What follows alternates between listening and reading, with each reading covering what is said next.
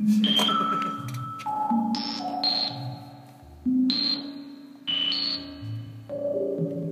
cookies. Cookies. Everyone get some cookies?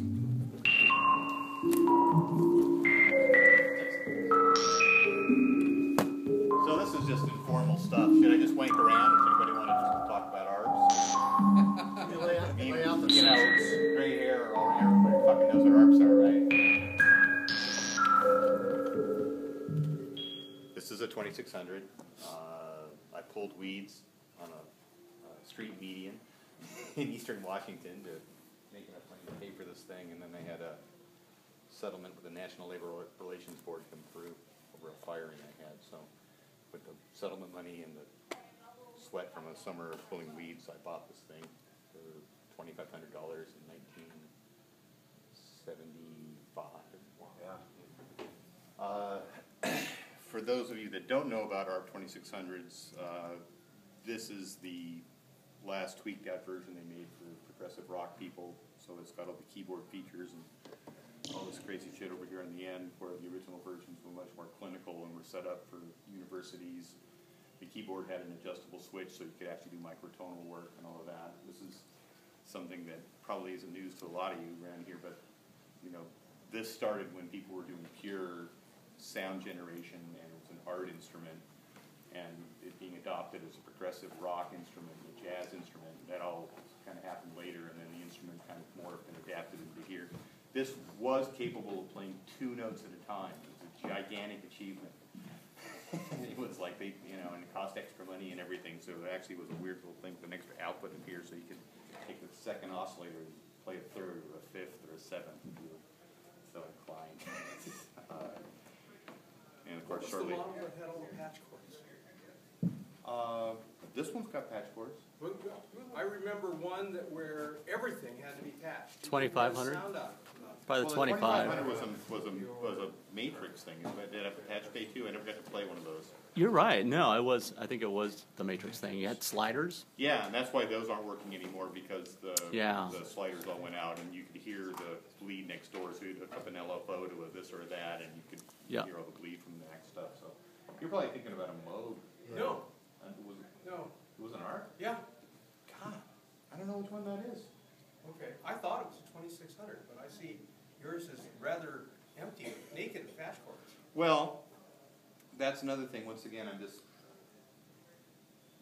good you asked the question, but I'm sure a lot of you guys know this. One of the things that made this very hard to operate for anybody walking up cold is that there is a flow-through, a normalized setting, so you can turn it on and start making music. This is why it was called a performance synthesizer as opposed to a studio synthesizer, which is, you know, much more like the Electrocomp next door that just stood there and, you know, tell it's an ostrich. You got to plug it in, now it's an ostrich. You know, it doesn't know what it is till you turn it on. But you can see here, these are all these breakpoints.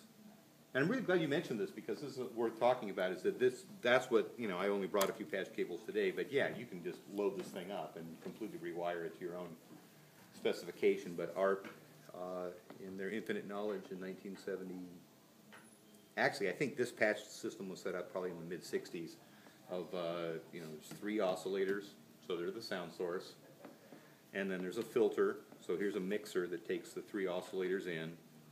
And then here's all the articulation gadgetry over here, 2 really primitive envelopes, attack release and attack decay sustain release.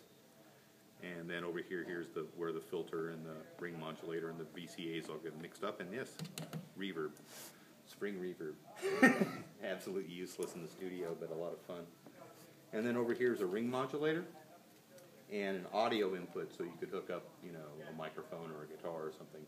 Once again, so many guitar players and people, oh, this is great, I'll run my guitar through this. And it's very uninteresting what happens with a guitar through here. So you can get some kind of interesting distortion and some things that are hard to make otherwise, but it's not like, you know, oh, now I'm playing a synthesizer. It's like now I'm going to a low-grade fuzz box through a filter that isn't being followed by my instrument particularly well. So anyway, that's what that was about out there. There's no sequencer on board. One of the weirder things that you didn't see in other synthesizers later on is that there's a bunch of voltage processors down here on the bottom, and they would do different things like generate offsets So if you wanted to take the keyboard and make it offset down instead of up, you could have a keyboard that would scale backwards. There's a lot of really artful stuff in Weather Report that people don't know exactly how arcane the setup was, but Joe Zamwanel would have two ARP 2600 set up, and one was set up with a reverse keyboard.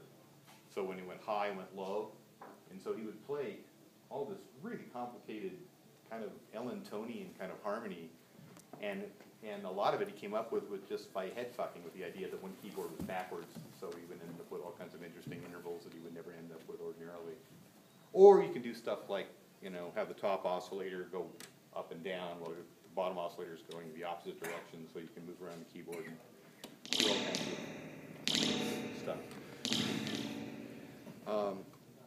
And what else? There's a smoothing function, so you can take like the random thing and, you know, the random stair step pattern, take all the edges off of it, things like that. But this is something you didn't see replicated. I don't think that was in the Moogs, and I don't think it was really featured in any of the, quote, real mono analog synths. So great idea, barely worked.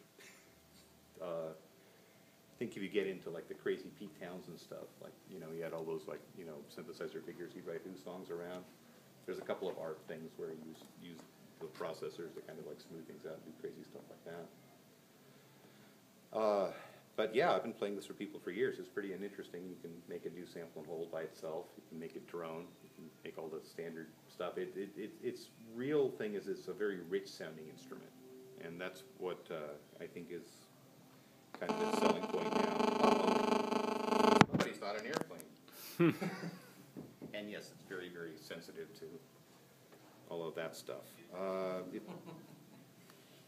Any more questions? Otherwise, I'll just kind of hose off on this for a while.